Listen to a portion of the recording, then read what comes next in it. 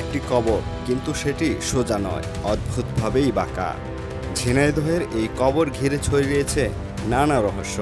কেউ বলছেন পাশের কবরের নেককার ব্যক্তির সম্মানে এমনটা হয়েছে, আবার কেউ বলছেন এর পেছনে রয়েছে প্রাকৃতিক কারণ। আসল সত্য কি, চলুন জেনে নেওয়া যাক।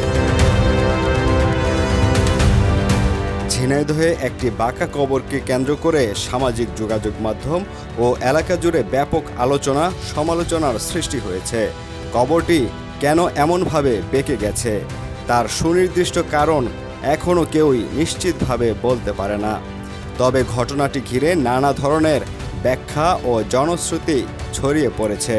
স্থানীয়দের একাংশের দাবি, ওই কবরের মাথার পাশে বহু বছর আগে একজন অত্যন্ত ধার্মিক ও নেককার ব্যক্তির কবর ছিল। তাদের বিশ্বাস, সেই ব্যক্তির প্রতি সম্মান জানাতেই নাকি নতুন কবরটি অস্বাভাবিকভাবে একদিকে বেঁকে গেছে। যদিও এই দাবির পক্ষে কোনো বৈজ্ঞানিক বা প্রামাণ্য তথ্য পাওয়া যায়নি। আবার অনেকেই মনে করেন মাটির গঠন, বৃষ্টির পানি কিংবা দাফনের পর মাটি ধসে যাওয়ার কারণেও এমনটি হতে পারে। তবে রহস্যময় এই কবর দেখতে প্রতিদিনই বিভিন্ন এলাকা থেকে উৎসুক মানুষের ভিড় চোখে পড়ে। সামাজিক যোগাযোগ মাধ্যমে কবরটির ছবি ও ভিডিও ছড়িয়ে পড়ার পর বিষয়টি আরও আলোচনায় আসে। কেউ এটিকে অলৌকিক ঘটনা বলছেন, আবার কেউ বলছেন এটি শুধুই প্রাকৃতিক কারণে সৃষ্ট একটি ঘটনা।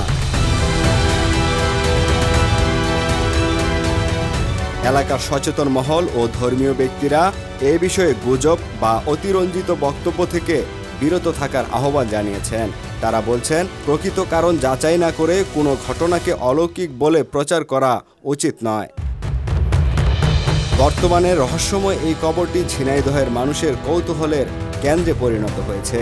তবে কবরটি বেঁকে যাওয়ার প্রকৃত কারণ এখনও অজানাই রয়ে গেছে।